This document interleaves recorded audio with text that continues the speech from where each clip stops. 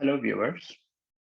On behalf of Aramsai, I would like to welcome you all to part one of the South Asian for Asian Unity webinar series. Aramsai is a nonprofit organization that supports grassroots charities worldwide in the areas of education and healthcare. We back nonprofits that have the right leadership and do a phenomenal job in these fields by providing access to our funding, resources, and our network. This way, RMSI hopes to amplify their impact. Since inception in 2012, we have supported projects worldwide, including Honduras, Guatemala, India, and USA. In addition, we've organized a series of webinars that focuses on community issues, specifically geared towards the South Asian community in America. Through these webinars, we provide a perspective on current issues that are affecting our local communities. Last year, around this time, we organized a South Asians for Black Life webinar series that focused on the civil rights movement and how it created a diverse America that we live in today, and how it paved a way for immigrants like me to settle in this wonderful country. Today, we at RMSI want to express our solidarity and support to our fellow members of the Asian American community. We strongly condemn the attacks against AAPI members in our community, and we would like to join hands to end this hate.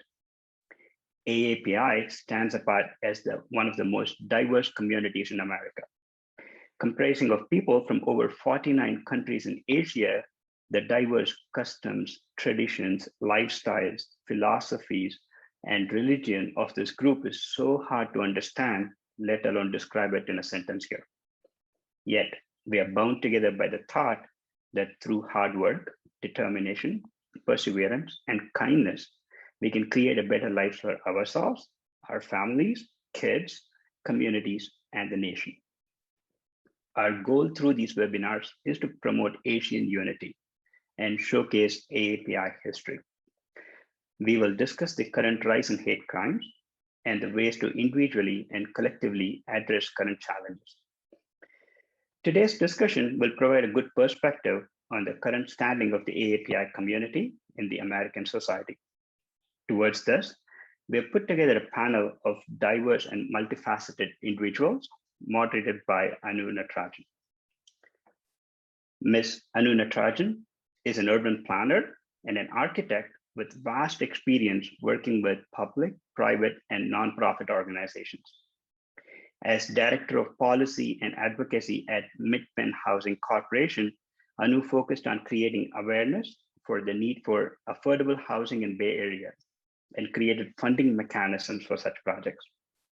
She has always advocated for sustainability, circular economy, and climate action plans.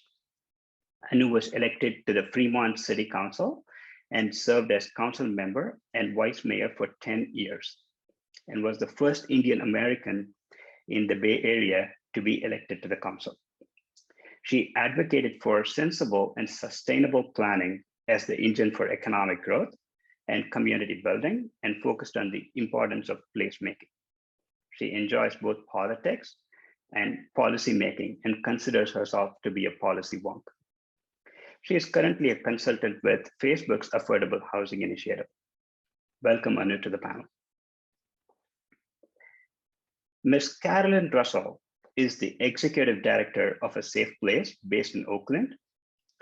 Ms. Russell has led the growth of A Safe Place for over 35 years, from its first beginnings as a single emergency shelter program to Bay Area, leading domestic violence assistance program. Her work has included designing their core competencies around domestic and intimate partner violence impacting women, children, and male victims. She has expanded services to include housing assistance, mental health services, a teen dating violence prevention program, a re-entry program for women post-incarceration and re-victimized women, integrated a wide range of community education and outreach initiatives, including CalWorks for low-income survivors, cultural responsiveness for communities of color. She most recently developed and implemented the first program for male survivors, and their children who have experienced domestic violence. A safe place has supported multiracial ethnic groups, and it was one of the first organizations to condemn Asian hate crimes and extend a supporting hand to the AAPI community. Welcome, Carolyn, to the panel. Ms. Monique Hill is the EVP Chief Commercial Credit Officer at Bank of the West and has spent over 40 years previously with its parent company, BNP Paribas, in a number of responsibilities around the world. She has been an executive sponsor for the Asian Pacific Resource Group for the bank, which helped inculcate social and cultural awareness and promotes ethnic and gender diversity within the bank employees. Monique was born in Vietnam, grew up in France, and has worked in San Francisco, New York, and London. She has great experience in navigating gender and ethnic minority dynamics personally and professionally in various countries and cultures. Welcome, Monique, to the panel. Mr. Parag Mehta is a senior vice president at Mastercard, where he leads the company's efforts to advance sustainable and equitable economic growth around the world as executive director of the company's Center for Inclusive Growth. He has spent the past 20 years working to advance justice, inclusion, and human rights through political activism, public service, and now philanthropy. Parag played several leadership roles in President Obama's administration, including as liaison to the AAPI and LGBTQ communities and as chief of staff to the US Surgeon General. He is the board member of New American Leaders, a national nonprofit organization that works to strengthen American democracy by electing first and second generation immigrants and refugees to the public office. Welcome, Parag. Ms. Sarita Kohli is the CEO of AAPI, Asian Americans for Community Involvement, a community organization focused on increasing access to culturally sensitive health and wellness services to marginalized and vulnerable ethnic communities. Sarita holds an MBA and is a licensed marriage and family therapist. For over 20 years, Sarita has worked to advance equity in services for individuals impacted by mental health, mental illness, domestic violence, trauma, and poverty. She is passionate about empowering women through self-advocacy and supporting their inner resilience. Sarita has served 2 terms in the California Board of Behavioral Health Sciences. She is also the president of the Community Health Partnership in Santa Clara County. Welcome, Sarita. Now, before I pass it on to Anu, let me provide some tips to meeting attendees. First, a few disclaimers. This event is recorded, and a recording of this event will be available in our website for future viewing. Second, we will be discussing some topics that can make us uncomfortable, but we hope the outcome is a more just world for all of us and for our future generations. We request you to keep posting comments and feedback via chat in the Zoom interface. Moderator will be able to see the post directly through the webinar. We will discuss interesting posts throughout the session. You can chime in with your thoughts on what surprised you, what made you pause, what more do you want to know? We want to make this an interactive session. We also have a dedicated Q&A time towards the end of the webinar, and you can ask your questions through the Q&A option in Zoom. Moderator and the panelist can view the questions and answer it in the order it was received. In case we run out of time, we will answer the remaining questions by email. With this, I'll pass it on to Anu. Thanks. Thank you, Rajesh, and thank you, Aramse, for the awesome work that you continue to do and for this conversation that we need to have. And again, as Rajesh said, this is an important conversation, and we have some really great perspectives here today, but we all need to remember and recognize that this is only the start of the conversation.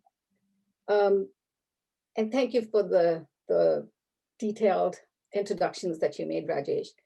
So today is about storytelling. It's about our stories, our lived experiences. So I'm going to start by asking the panelists to talk about their personal identity. What do you bring to the table when you meet with different groups of people? What identities are you bringing to the table today? And I'll just start. I am a first generation Indian American. I'm an architect, an urbanist, a community connector. I hate the term community leader. And most importantly, Pranali's mom. I'm also a sister, daughter, and a spouse. So I'm going to pass this on to Parag. Thank you. Thanks, Anu. I have a lot of different identities. So first of all, hello, everyone. I'm Parag Mehta. I would identify myself as a second generation. And I should clarify that in the Indian American community, we tend to use a different numbering system than other Asian American communities do. So if you talk to Japanese Americans, first generation means the first generation born in America, second generation born in America. They refer to the immigrant generation kind of as the zero generation. But in the Indian community, first generation is my parents' generation, the one that came here the first to come to the US. So I'm what's called a second generation Indian American. Look, how I identify myself depends on the context I'm in. I'm a Texan, I'm an Indian American, I'm a Gujarati, I'm of the Jain faith, I'm a Democrat, I am a liberal, I'm all these things, and I'm an LGBTQ community member.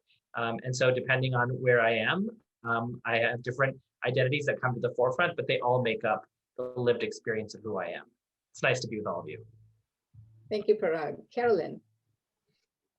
I am Carolyn Russell. I am African American. I am a mother, a sister, a wife, Southern, native of Southern states, coming from the South. I identify with myself as a heterosexual woman. I work in a community of diverse people. I continue to see myself as a community activist. I've worked and created a number of programs that has enhanced me to learn more about who I am. And today I present myself as an ally to the Asian American community. And before I ask Sarita to tell us about herself, I'd love each of the participants to chime in on chat and tell us what they believe is their identity that they're bringing to the table today. Sarita? Thank you, Aramse, and everyone for this opportunity. You know, identity is a very interesting thing, as Parag said, depending on what circumstances you are in, you highlight a piece of yourself. And so, you know, we are all the product of our lived experiences of various types. So today I would say I am identifying myself as an Indian. I'm a first generation person. I'm a woman, I'm a mom and a wife and a daughter-in-law, and I'm a Sikh. And I hail from, you know, my parents were from what became Pakistan and came as refugees to India. So I also identify with that population. You know, I also I don't know if this is my identity totally, but I am privileged. And when I work with the communities that I work with, I'm fully aware of how much privilege I have. And I joke about this sometimes, but I think the one good thing that the British did in India was that they taught us English. And so that made the entry into the United States and, you know, establishment here so much easier because we grew up speaking that language and just eased our way in. So I guess my identity is all of those things. Thank you. Thank you. Monique. Hello, everyone. Thank you for having me here. I'm amazed at the introduction of my colleagues here on the panel just before me, because this is exactly how I feel. When a cab driver outside of the airport asks me, where are you from? I never know how to answer that. So my name is Monique Hill. I was born Hoàng Ngọc Liên. Nothing to do. You wouldn't imagine that I look as I do when you see a Monique Hill name on the panel. I was born in Saigon, Vietnam, under the ages of French colonization. So I was raised in a French school from the beginning. And the first day of my kindergarten, when I was 2.5 years old, the teacher said, all the little Vietnamese in the classroom, too complicated, your name. I'm going to give you a French name. She took out the calendar and randomly gave us the name of each day on the calendar. So that's where my Monique came out. And then, you know, fast forward, I lived in France after that, graduating in France, then as a professional, wanted to move to Americas. And when I came to Americas, also same thing. Monique Wong Ngoc, working for a French bank, was too complicated. So I married English person, Mr. Hill. So it was easier for me to become Monique Hill. So that's the story of my life. But beyond that, I'm still Vietnamese at heart. I'm French. For a long time, I hid myself by saying I'm French. Then today, I'm not French. 25 years into that, I'm American. I'm a citizen of the world. I've lived 11 years in England. I have an English husband. I have 2 daughters who were raised in Vietnamese, French, English, and American culture. Parag, my daughter, is a proud LGBTQ person. She has made a film that is coming out in the theater soon on polyamorous relationships. So I'm all of that. I'm also a successful banker.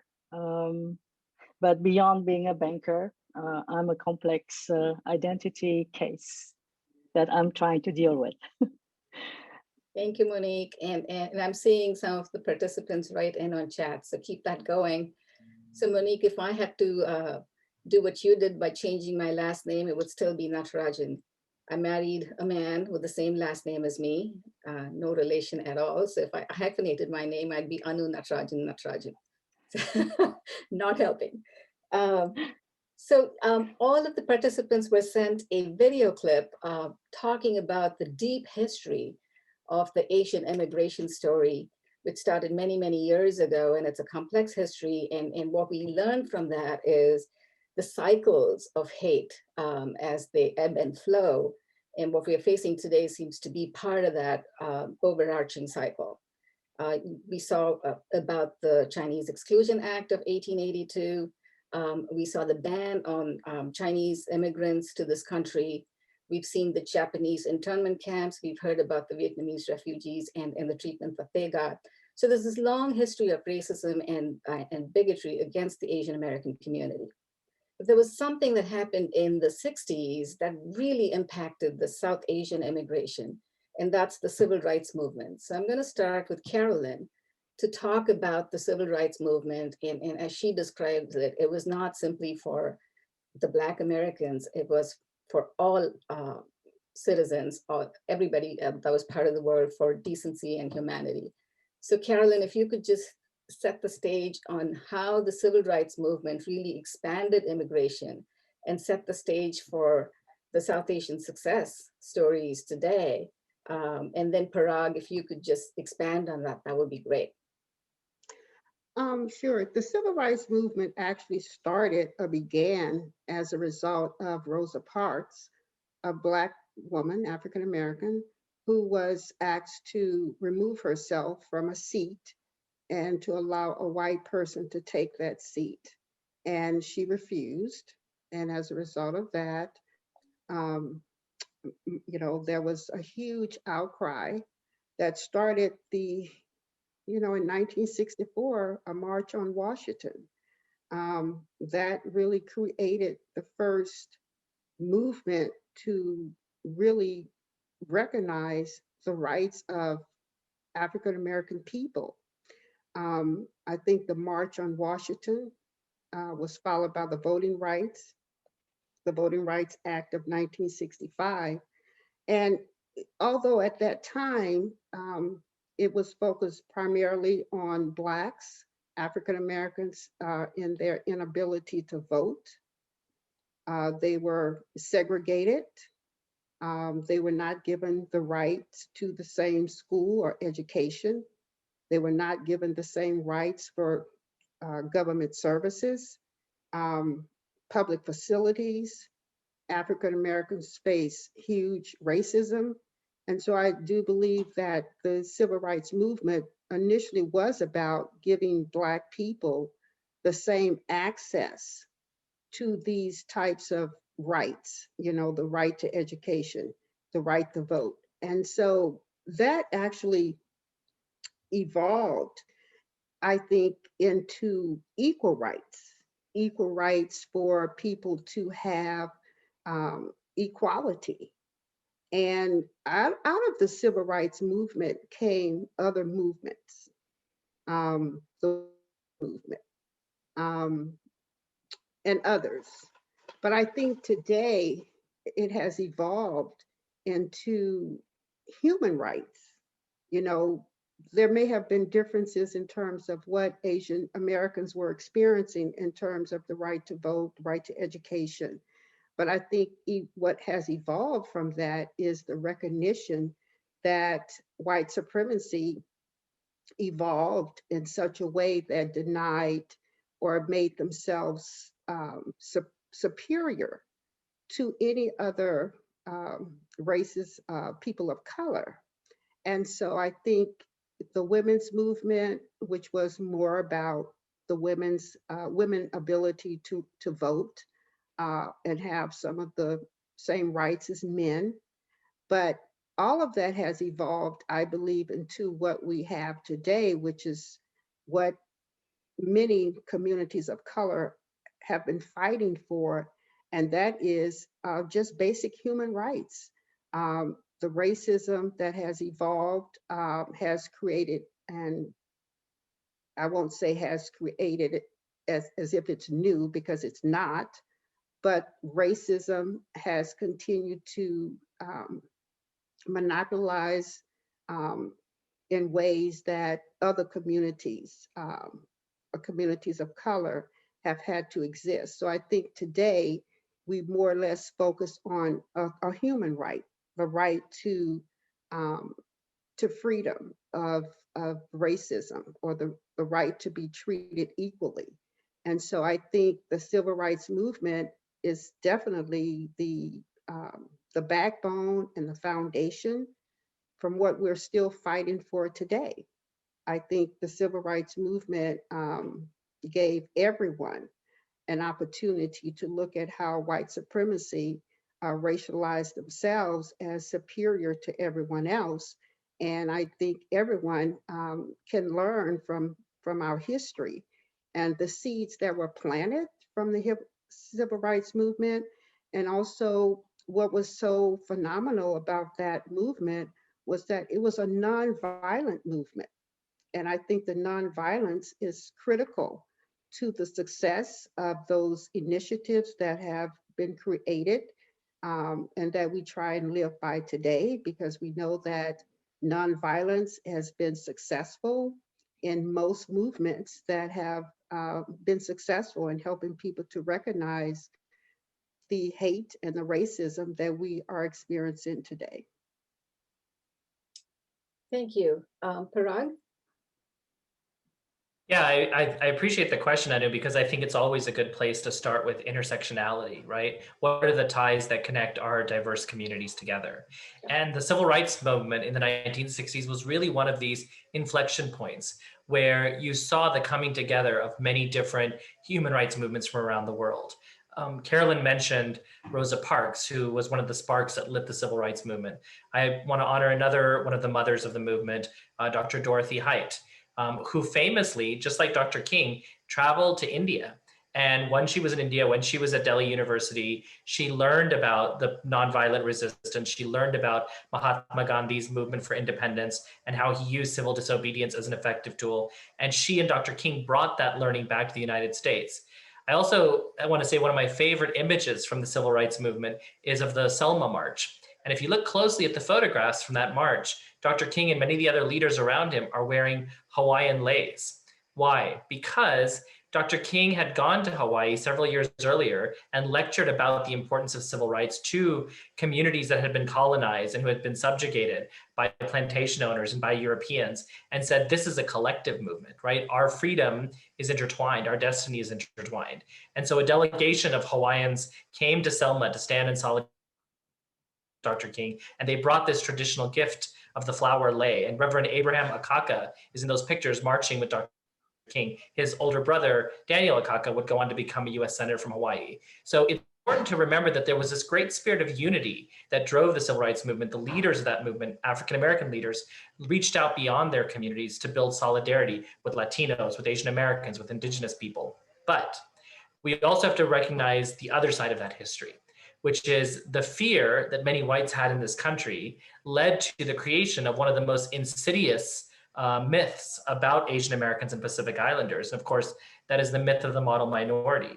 At that time, during the height of the Cold War, the United States was looking east to China and to India to bring in new generations of engineers and doctors to help fill our hospitals and our science labs as we were trying to compete with the Soviet Union. And so you had the cream of the crop, the graduates of the top universities coming from Asia, and Americans who were opposed to the civil rights movement said, well, wait a minute, look at these immigrants. They're peaceful, they're hardworking, they're well-educated, they're successful. And why is it that you, looking at Black and Latino Americans, can't be like that? So this model minority myth was a very insidious thing that was created to divide our communities. And so the hope of Reverend Akaka and that Hawaiian delegation wasn't realized in the 1960s. It would take many, many years. And I think we're still trying to perfect that solidarity across our communities. And I want to come back to the model minority myth a little bit later, but before we talk about that in more detail, I want to dwell a little bit on this whole notion of diversity within the Asian community. It's the Asian American community is the fastest growing ethnic group, but yet when you ask people what defines Asian American, you're going to get very different answers. It certainly is not a monolith. And even when you look within the Indian diaspora, there is such diversity. So one of the things that we as Asian Americans haven't done a good job of, in my opinion, is to discuss that internal diversity as much and talk about how we deal with that as we step out to be allies to other minority communities. Sarita, you work with a group of Asian Americans that come from a whole bunch of different backgrounds.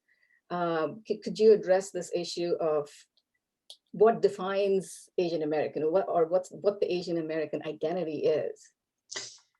Yeah, I think this is a very, very complicated question. And really the term Asian American also came about at the same time as the concept of the model minority. And I think it was around the 60s when people were sort of needing to come together and establish an identity. And this was the common term that they came up with, as opposed to what used to be called Orientals in the past. And, for various reasons, I think because of the Chinese Exclusion Act, because of the Vietnamese, war at the time and the refugees coming in and so on, there was a push to sort of identify or group these people from Southeast Asia and East Asia into sort of one group. It's very interesting because I think AAPI, my organization, is probably one of the few that was more pan-Asian in terms of, working with all kinds of people from the Asian continent, if you will. I personally have had an interesting experience where, in a cross-cultural class, I took a cross-cultural counseling class, and there is there's that exercise of exclusion where somebody says, if you've been called fat, walk to the other side of the room. If you're from whatever, walk to that kind of thing. And so so the professor said, if you're from Asia, walk to the other side of the room. And he was Chinese, and I walked to the other side of the room. And we were the only two people of Asian descent. It was afterwards, a bunch of my classmates came up to me and said, well, when he said Asian, why did you go over there? I thought you were from India. And I was like, the last time I looked, I thought that India was in Asia. So I did, but that sort of brought home to me here that in the United States, the term Asian connotes something which, we don't necessarily identify with. And I think it is the issue that really needs to be addressed. What is the differences within the Asian community? And you said even within the Indian diaspora, there's a lot of differences. But you know, sadly, I think the allyship, the solidarity within the Asian community has to be built up as well. And then the second part of additional part I would say is that if you look at, you know, the Pacific Islander community, you know, again, they feel kind of included only for the purposes of, you know, gathering statistics, but they don't really feel a part of the identity. And the fact of the matter is that cultures are very different. And so I think there has to be some recognition of the diversity, but also, you know, allyship within the community. But, you know, we can't gloss over the differences. I think those have to be recognized and acknowledged. And each of us has a story about being Asian within the Asian community, or not being Indian enough within the Indian community. When I was at a forum, there was an AAPI caucus, and I had joined, and I was the only Indian American there. And a supervisor from San Francisco, one of the bastions of diversity, looked at me and said, "What are you doing here?" So there is this perception that Asian American means Chinese American for the most part, probably because they've had the longest history in this country. But even the term AAPI is now changing, and I'll get to Parag and have him talk about that. But Monique, you've had this experience of being Asian American, both in this country and outside of this country. So tell us a little bit about that experience and how you are viewed as an Asian American in those two contexts. Yes, I wanted also to bounce off what Sarita said also by interjecting a notion of generation, because Asian American, so I'm a Southeast Asian person in my 60s. I was raised in a very different manner than my daughters were raised, and then the second generation or third generation of Asian born in America are raised today. So our behavior and our values are very different, right? So, and there is evolution in time, and we need to take that into consideration. So the only thing I can contribute today is from my experience and my time. And my daughters, if they happen to be watching, might disagree with a lot of what I'm saying. And actually they do, because we have very heated family conversation. But yes, I was 12 years old when I came to France. We got lost in a remote northern small town in France. We were the only Asians around. And by circumstances of life, it was complicated, but September arrived and I had to get into school. So I was put into boarding school at 12 years old. The bullying, the reaction of, you know, the French little girls around somebody like me with all the the chin talk, and it conditioned all my life later on.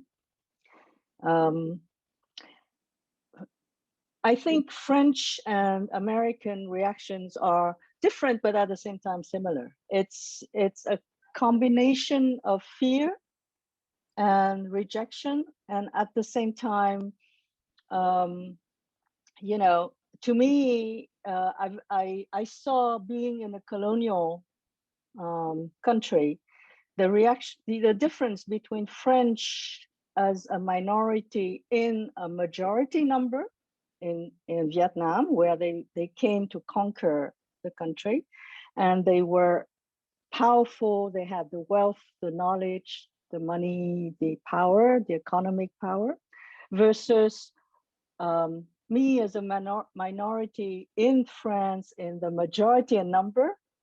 You know, we need to define what does minority mean. And you know, you can have we have seen the English, the British in India also. So minority can be a powerful colonization factor also. So to me, when this is a complex, a very complex debate. Yep.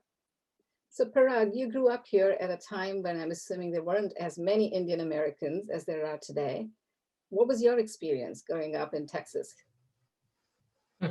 Yeah, I grew up in a very small town in Central Texas. And because my town was home to A, the second largest hospital in the state, B, Texas Instruments, and C, Interstate Highway 35 that gave rise to this whole culture of motels and hotels, there was a strangely, large influx of Indian Americans in the 1970s and 80s, including my parents. And so when I was in school, there were probably about 300 Indian American families in this town of 50,000 people. And we were kind of a community within a community. By day, we went to school, we were American as the other kids, but by night, we only socialized with and hung out with our parents' other Indian friends. And so it wasn't until I got to college that I recognized that we were part of this larger Asian American identity. And much like Sarita's experience with that professor, it was kind of a shock. Why would I be in the same category as somebody who is Chinese or Filipino or Korean? We had nothing in common, not language, not religion, not food, not culture. But then I began to learn Asian American history. And I think the important takeaway in all of this is that we as a country need to do a better job of knowing our history and teaching our history. And I don't just mean what we do in the schools, because that's sort of the low-hanging fruit, right? We need to update our school curricula and teach these things. But we need to do a better job in our workplaces, in our places of worship, in our civic education of teaching adults, because a lot of the hatred and the violence that we've seen, not just in the last year, but over the last 250 years against Asian Americans, this idea that we are the perpetual foreigners in this country, is rooted in this idea that we're somehow new, that we just showed up out of nowhere. And the truth is, the first Indian American came to this country in 1620, was part of the Jamestown colony, helped build this country. The Chinese Americans came here in large ways in the late 19th century and helped build the Transcontinental Railroad. The Japanese and Filipino and Korean Americans have been building this country almost since its beginning. And so we don't get credit for that. We're looked at as interlopers, as if we are just passing through, as if we just come here opportunistically to succeed and take advantage of this country, when in fact, our story is much deeper. But you asked about Pacific Islanders, and I want to carve out a notion that our community of Asian Americans, Native Hawaiians, and Pacific Islanders, AANHPI, includes a lot of diversity in terms of our journey to this country. Because you have immigrants like my parents, you have refugees like Monique, and you have Native peoples, people who never chose to become American, whose lands were colonized by America, whether you're Filipino, Native Hawaiian, Samoan, Chamorro from Guam. These are folks who are the native peoples of those islands who became American by force, often because of military and business interests. And so again, I think it's important for us to learn that history and then recognize, Anu, that we're not just in one category because we want the collective numbers and the statistics. We're in one category because we have this shared history that no matter how we got here, our journeys were informed by colonialism and by imperialism, and that has shaped our story. And so that is the common factor that we all share. I absolutely understand the need to be part of that larger Asian American umbrella. But what I was trying to talk about was in order to acknowledge our commonalities, we also internally need to look at the diversity and see what it is that makes us stronger. So I completely agree with you there. I have a question from Bala, who wants to know about how we identify ourselves in this country, in the US, with hyphenated names, Asian American, Hispanic American, African American. Is that to identify our roots and be proud of it, or is that a way to separate people? Or both? Carolyn? I think Who's that for question me, for, Anu? it's a way to identify myself. I don't see it as a way to separate, but to identify. Anybody? Parag?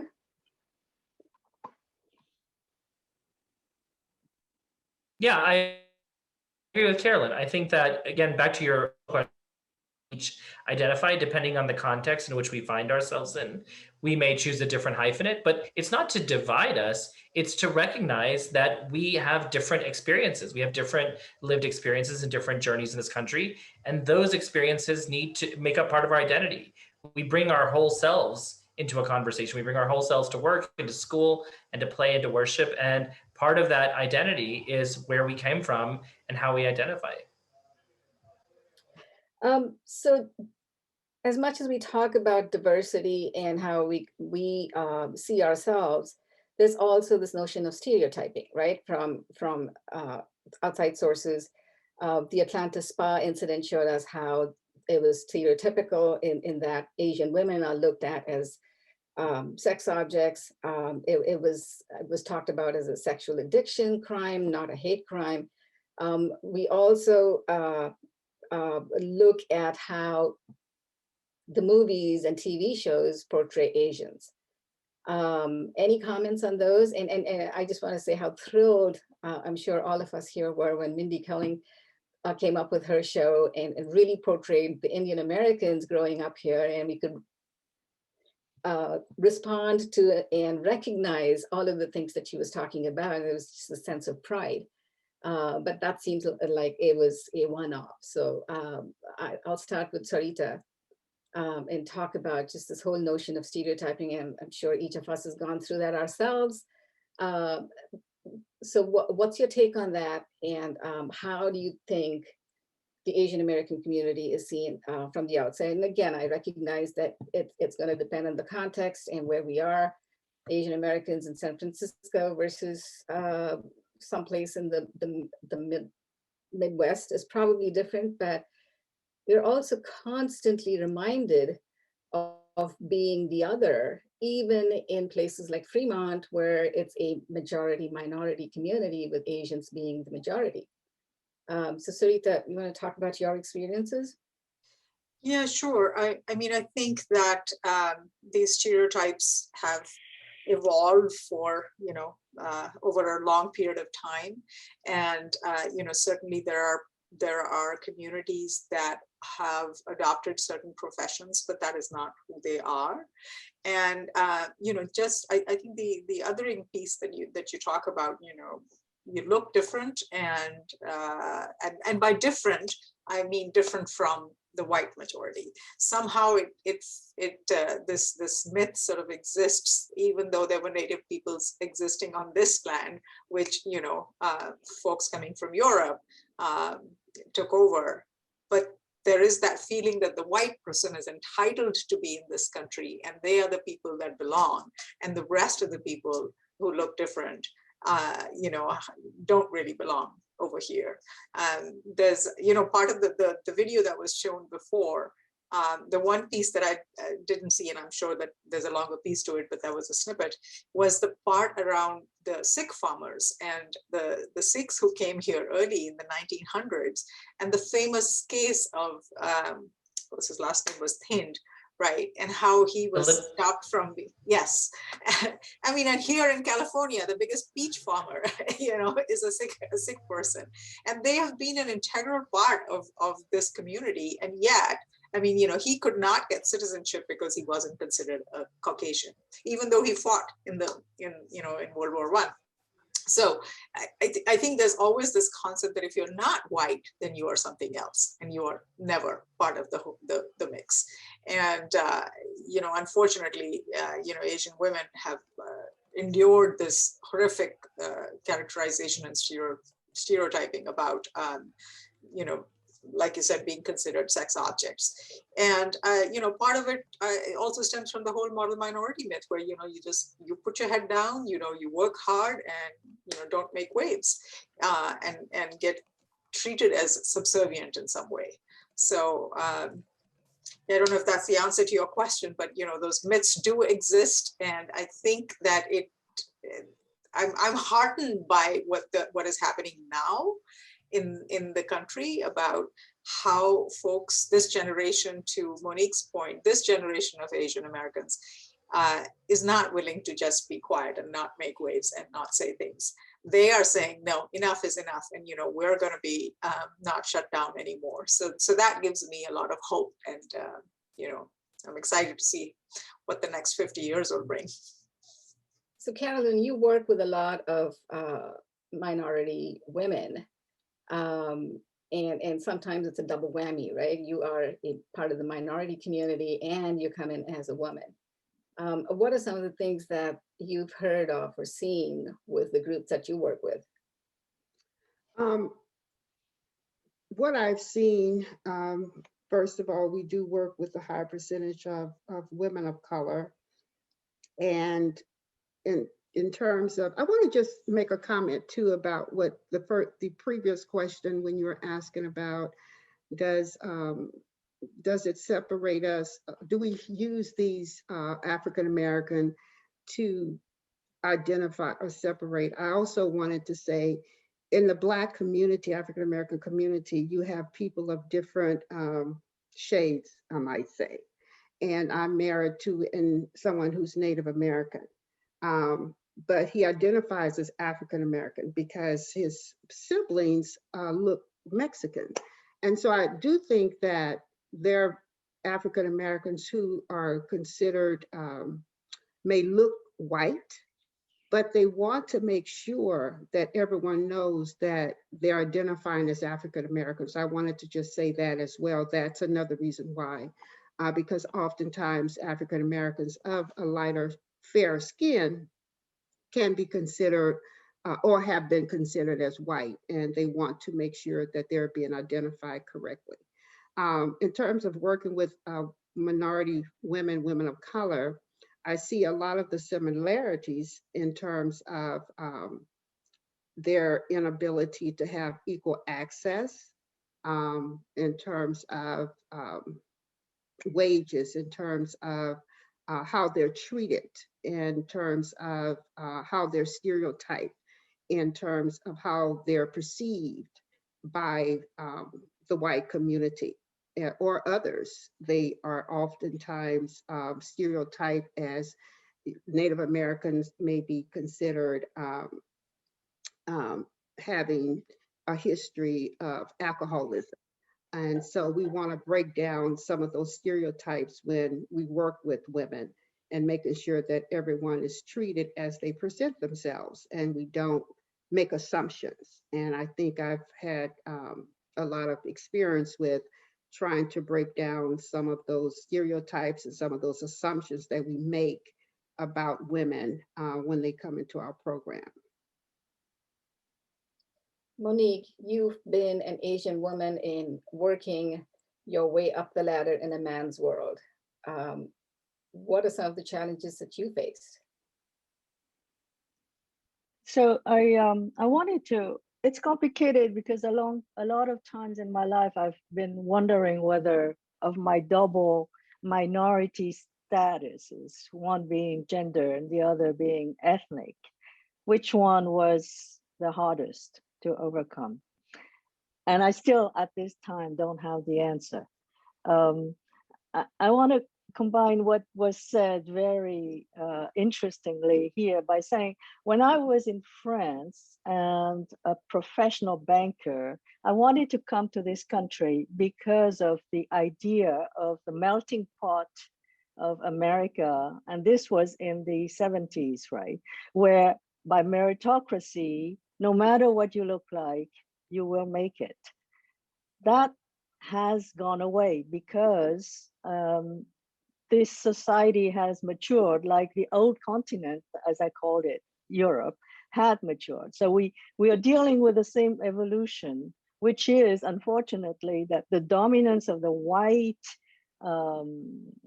supremacy or at least entitlement catches up on the idea of melting pot at the beginning, because what does America need, right? This continent was started by a whole influx of different pilgrims and immigrants, whether they were white or not white. And then eventually we matured into the same issue. So today I'm seeing this country facing the same issue, more or less, than what I found in Europe when I came there, which is domination of white and male. How I dealt with it is trying, I used what I learned under the Asian values and Confucian education. That is, you comply, you are quiet, you don't say no, you just are the best kid, and you get first in class, and you show them what you can do. And by doing that, relying on value and performance and achievements, you grow. But at the same time, whatever was said in the Me Too movement, that we saw the last decade, I was shutting up. I did not claim for what I should have had that my male, colleagues got. So yes, all of that is complicated. Parag, you and Vaibhav have been leaders within the Indian community and the LGBTQ rights.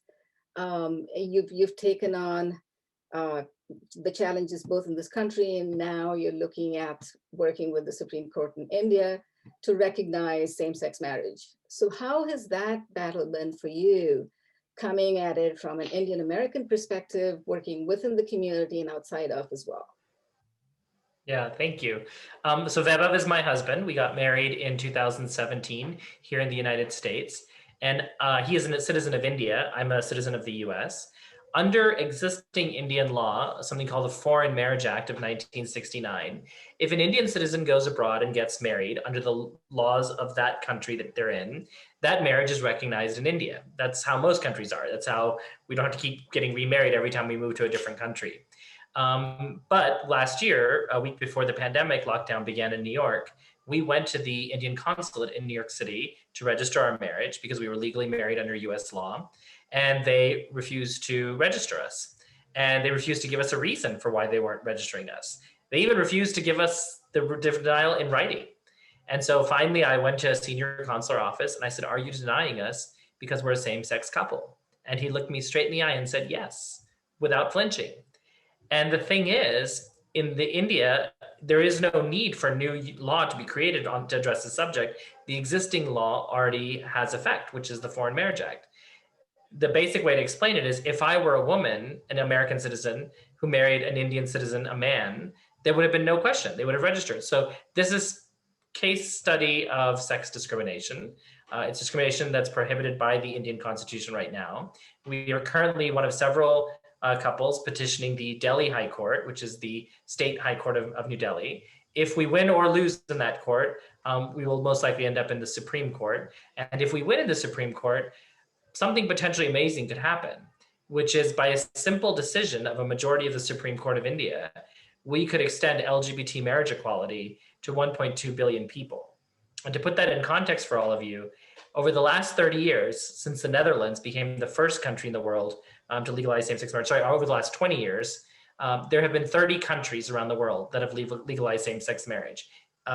Every single continent on the planet, including Antarctica, has some place that legalizes same-sex marriage. This simple act of India doing it would double the number of people covered by that right. So it's an incredible opportunity to change the way that law is interpreted in our homeland. But we have to also recognize, to what Sarita and Monique have both said, this is a product of colonialism, right? This aberration of homosexuality, in the same way that Europeans prioritized whiteness, they prioritized maleness, they prioritized Christianness, and they prioritized heterosexuality. But if you look at our cultures, whether indigenous in the Americas, whether African culture, whether Asian culture, there is a long and rich history of homosexuality being celebrated in our cultures. And it was only through the colonialism of the Europeans and the evangelical movement in the Christianity that they made homosexuality something that was negative and bad. And so sometimes we have to look inward at our own discrimination in our communities, that in order to try and fit in and appease white people, we started looking down on women. We started looking down on homosexuality. And that is not our values. That is not our culture. We are a community that values families. We value marriage. There's nothing more Indian than a love story that ends with a big fat wedding. So why would you deny that right to 70 million LGBTQ people across India? We're rooting for you. You go, Parag. Both you and Sarita touched on this notion of the myth of the model minority. And that seems to be really pervasive. And Parag, you when we talked earlier, had talked about the history of it. It really was a racial wedge between the Blacks and the other ethnic communities, as a way of saying, through sheer hard work, not going out to protest, but really following the rules, working hard, focusing on education, you can achieve success, you can achieve the American dream. Talk about how this whole notion came about, who perpetuated it, and we think it's a racial wedge, and what has it done today for our relationship, the Asian American relationship to other minority communities? Yeah, I mean, you can really see the genesis of this in the 1968 presidential election. We all know that Richard Nixon famously won that election by using something called the Southern Strategy, which was to go into these Democratic strongholds in the South, states like Georgia and Alabama and Texas that had historically voted Democratic, and by saying to white people that if you keep voting for Democrats, then you should be afraid. You should be afraid to lose your place in college admissions or lose your job out to somebody who is a person of color. And in that same campaign where they use this despicable Southern strategy to divide whites and Blacks and start winning the Republican South, they also perpetuated the model minority myth as a way, again, to divide us. Now, I think it's particularly important for our community to hear this because I know some of us think of the model minority myth as a compliment, right? Well, they're saying such nice things about us. We've worked hard, we win spelling bees, we're good at math. Those are all nice things. Why would we be upset if they want to paint us that way? Well, for two reasons. One is the one I talked about, which is it's used as a way to divide us from other communities of color with whom we have, frankly, a lot more in common when it comes to creating collective power in this country. But the second reason, and this is particularly important for us to hear, is that because it's an excuse to ignore us. You know, when they collect data, when the government collects data and decides where to send resources, the assumption that Asian Americans are doing just fine and they don't need support from the government, they don't need social benefits, they don't need to be included in healthcare clinical trials, they don't need to be catered to by the government. That becomes an excuse to ignore the very real disparities that our community faces. And so the solution is actually pretty obvious. It's data collection, and it's proper data collection. Wherever you are, whether you're in the private sector, public, or nonprofit, when you collect data on the basis of race and ethnicity, disaggregate it. Collect data based on national origin, based on language, based on immigrant versus refugee versus native experience. That will give you a much clearer picture because good data is the foundation of good public policy. And so we have to collect data appropriately so that we understand the communities that we're trying to serve. And that data collection ends the myth of the model minority. It breaks through the monolith and it helps us see who we really are. Carolyn, do you have anything to add to the whole notion of the model minority myth?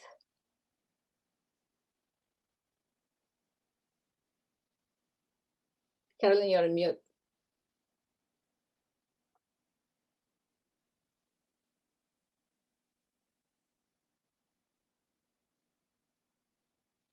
You're still on mute.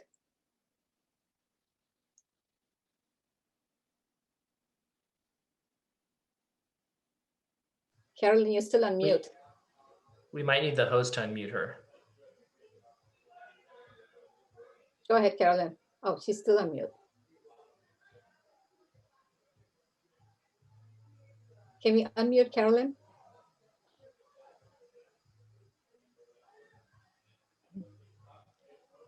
Carolyn, you're on mute.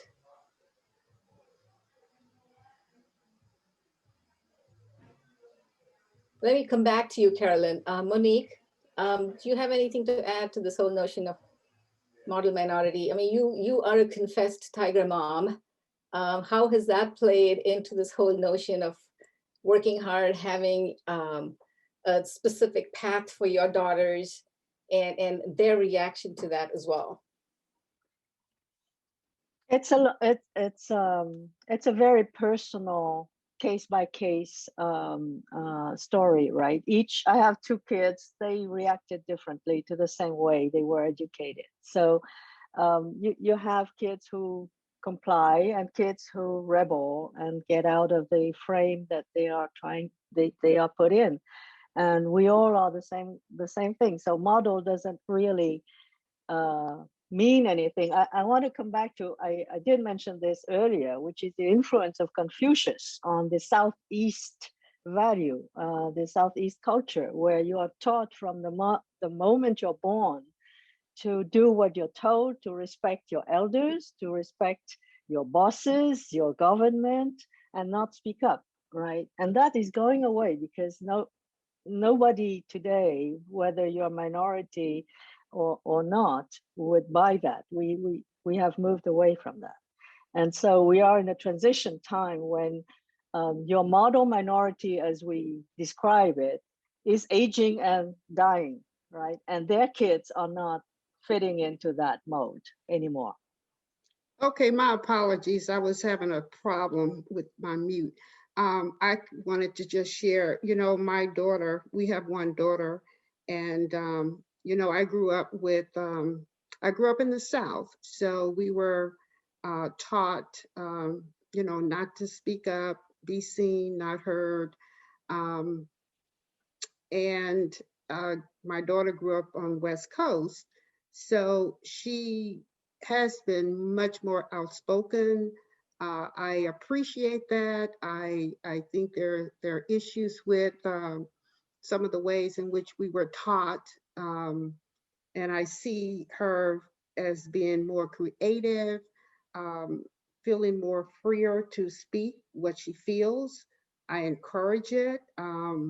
She's had a difficult time, going to the South where I grew up, because she's much more accustomed to diversity here in the West Coast, and she's had a very difficult time in the South because when she went to the university, I went to an all-Black school all of my life, and with the exception of coming to California and going to universities here.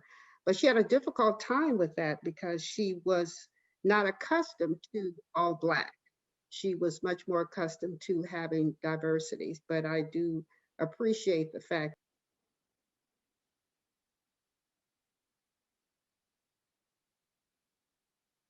We lost you again. She is growing into a more creative individual, and she's very outspoken, and I do appreciate that, and I encourage her to be more creative. Thank you. And Sarita, so what are some of the drawbacks of this notion that we are a model minority who've done well, who've got a fairly high median income? What does it do to people that are not part of the haves and are the have-nots within the Asian community? Yeah, I mean, it doesn't give us permission to screw up. That's what it does.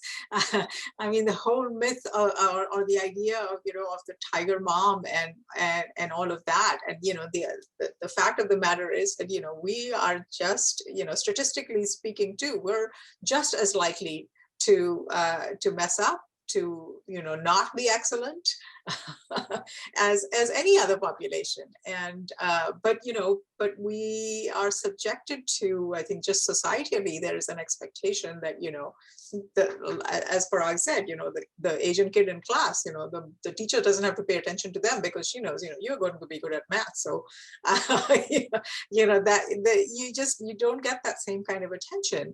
And there's a big issue with Asians not accessing mental health services. That is tremendous. There are very high rates of suicidal ideation among Asian teenagers and adolescents. And by the time they forcibly go and seek help, the problem has become huge. And so the idea of prevention, of reaching out beyond your family and reaching out for professional help, is just against that whole myth of the model minority, because you're supposed to be the good kids that just do what you're supposed to do and not make waves and not need help. And I think that that does a disservice to a lot of the kids that are growing up here, and it does disservice to, you know, the next couple of generations. So certainly I think those are not things that you should always have to live up to. I think there needs to be this tacit and overt, both permission to be quote unquote normal, you know, be like everybody else, not be a high performer. You know, just recently I had a conversation with another a friend who is sort of my age, and I said this to her. I said, you know, sometimes I feel like, why can't we just be average? Why do we have to excel? And she looked at me and she's like, Sarita, don't be silly. What are you saying? How could you not try to be excellent? And I said, that's a lot of pressure. That you're always on, and it's important for us to be able to, you know, not have those expectations put on us. And sometimes we put those expectations on ourselves, like you absolutely said. Yeah. And we have to work twice as hard and prove ourselves over and over again to do half the work that the others do. So that's the context that we work in. Today's focus, this conversation, and this set the stage for what we have to talk about, is the rise of hate crimes, especially. I mean, it's not simply the Asian American community, but there is a significant rise since the pandemic, since COVID, of xenophobia, of othering Asian Americans, almost this economic anxiety shifting into the racial realm. And we've seen several incidents reported. We've also heard of a lot of reports, a lot of incidents that are not being reported. And since there isn't this identifiable hate symbol against the Asian Americans, like the swastika or the news, somehow they don't get elevated to a hate crime. And few hate crimes are actually prosecuted just because there's such a huge burden of proof that you need. So Parag, given this context, I understand there's some legislation, and luckily for us, the president and the vice president both recognize the need to do something. What do we need to do besides legislation, which is important? What do we need to do in communities, collectively, individually, in cities and neighborhoods? What should we be looking for? What should we be doing? Yeah, it's a great question. First of all, we should certainly applaud President Biden for signing the AAPI Hate Crimes Act a few weeks ago. It's going to make it easier to prosecute these cases. It's also going to put federal resources to helping do community engagement so that more people will report them. And that's really critical because, as you said, the 6,000 or so cases we know about are a dramatic underreporting of the real problem. You know, I've been thinking a lot about this since last year when this started, right? You see these security camera videos of a Chinese woman walking down the street and some being knocked down by a man.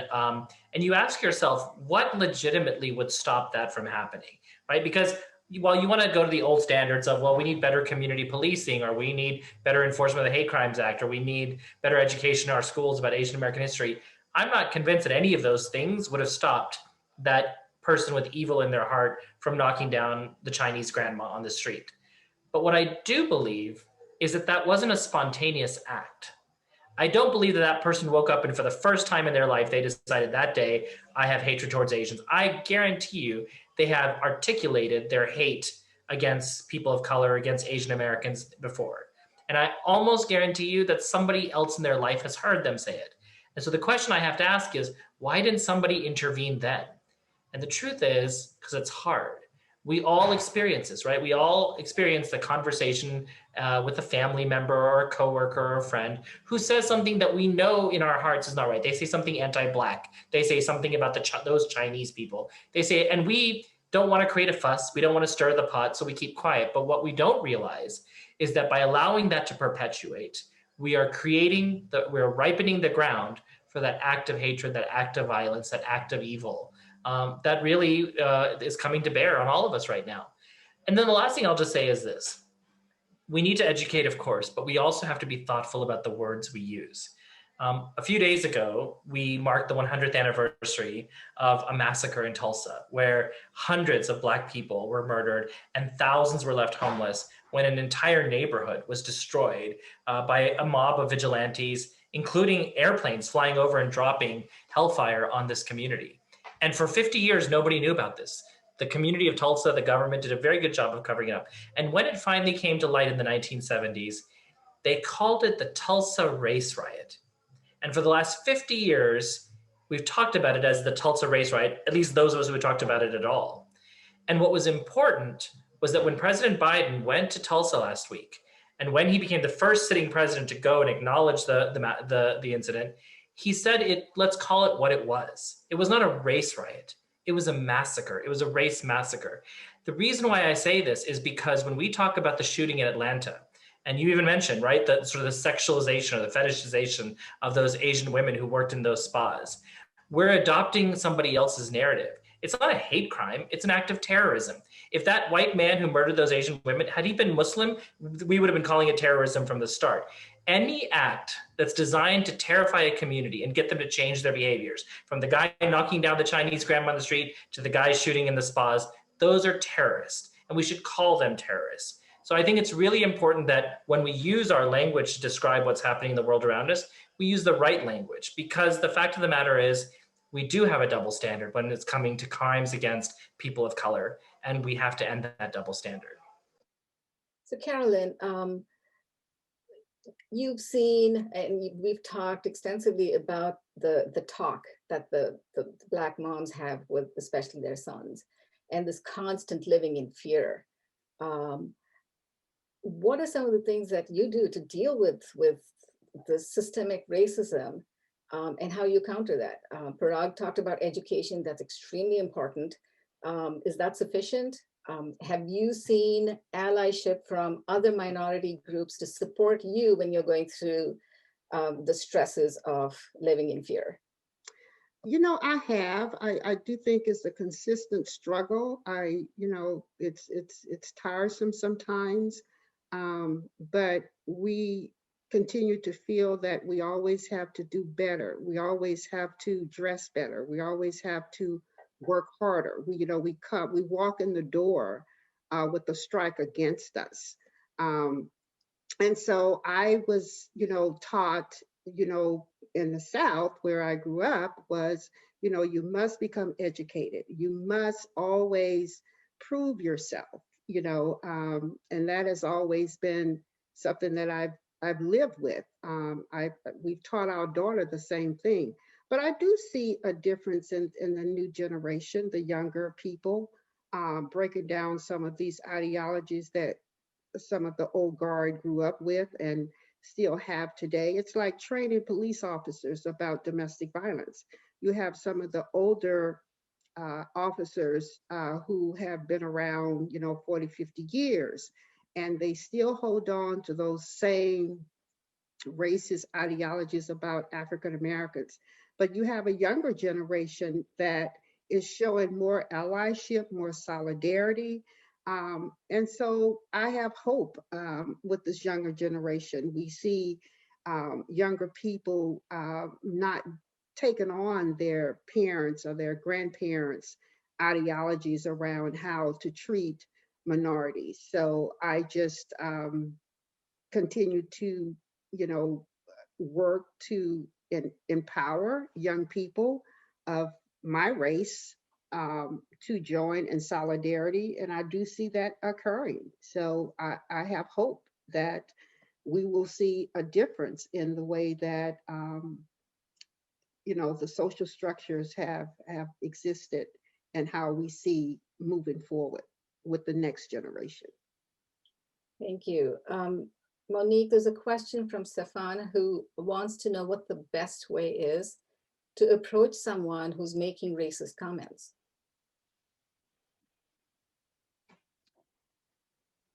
It's a very interesting question. A few years ago, I would have said, have a smile, ignore it, look away. Today, I've changed. And so, same. I think things are evolving. There's no best way. It depends who says that. It depends in what context. I believe to address it without aggressiveness, factually, is better. But it's too general a question to answer like that. It's a matter of context, and you know. Anyone else want to address that question? I think sometimes you also have to see